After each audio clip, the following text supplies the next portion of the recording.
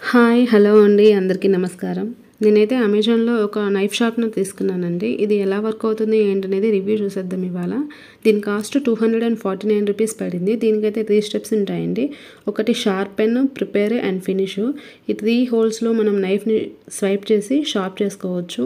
ఇదైతే నా old knife అండి. దీనితోటి నేను ఒక 2 టైమ్స్ కంటే వెజిటబుల్స్ ఎక్కువ సార్లు కట్ చేయలేదు. ఎందుకంటే దీనికి అసలు షార్ప్‌నెస్సే లేదు. వెజిటబుల్స్ కట్ అయ్యేయలేదు. అందుకని దీంతోనే ఒకసారి ట్రై చేద్దామని చెప్పి నేను దీన్ని స్వైప్ చేస్తున్నాను.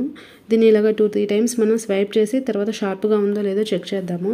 ఒక నైఫ్ షార్ప్‌గా ఉందా లేదా అనేసి ఎలా తెలుస్తుందంటే, పండిన టమోటాను ఒకదాన్ని తీసుకొని దాన్ని కట్ చేస్తే దానిలో ఉన్న లిక్విడ్ అంతా బయటికి రాకుండా ఓన్లీ పీసెస్ మాత్రమే కట్ అయినప్పుడు ఆ నైఫ్ చాలా బాగా షార్ప్‌గా ఉన్నట్లు.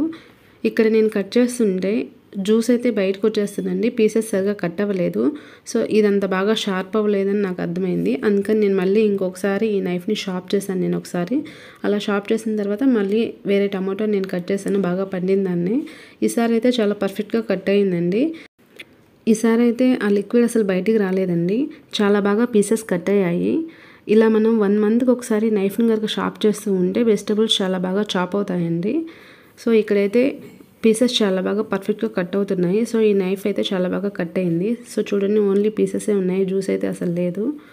ఈ వీడియో మీకు గనుక నచ్చినట్లయితే లైక్ చేసి, షేర్ చేసి, సబ్స్క్రైబ్ చేసుకోండి. అలాగే మరిన్ని వీడియోస్ కోసం బెల్ ఐకాన్ ప్రెస్ చేయండి. Thank you. Keep watching.